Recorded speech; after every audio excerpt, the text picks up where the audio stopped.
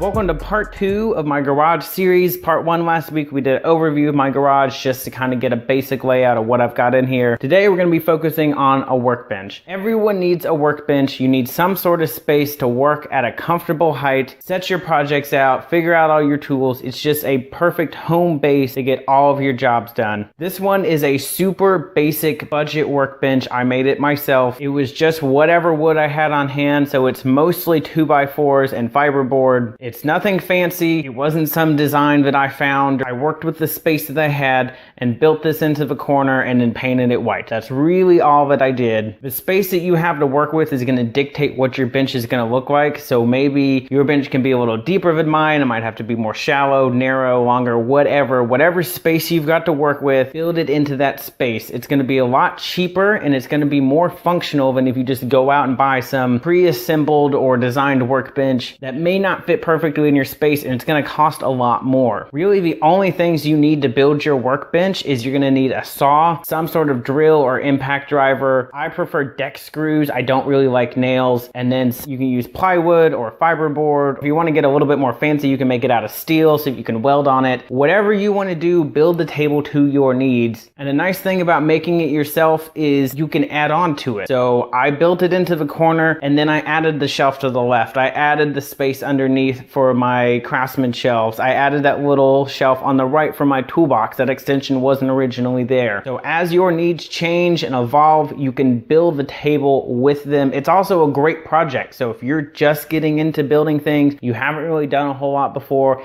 it's a really easy way to, you just moved into a house, you want to dip your toe into this a little bit, build a workbench. If it's horrible, you wasted less than $50, it's not that big of a deal. You can tear it out and start over again. And while I know that what I'm about to say is not something we guys normally do, Pinterest is a great place to find designs like this. Yeah, most of it is what your wife or girlfriend doing, but there's a lot of stuff on there that's useful for garage stuff. Go on there, you can find other people's ideas so that you can kind of combine a bunch of different table designs and build what's perfect for you. Of course, if you have any questions, drop them in the comments below, hit that subscribe button, and I will see you guys next week.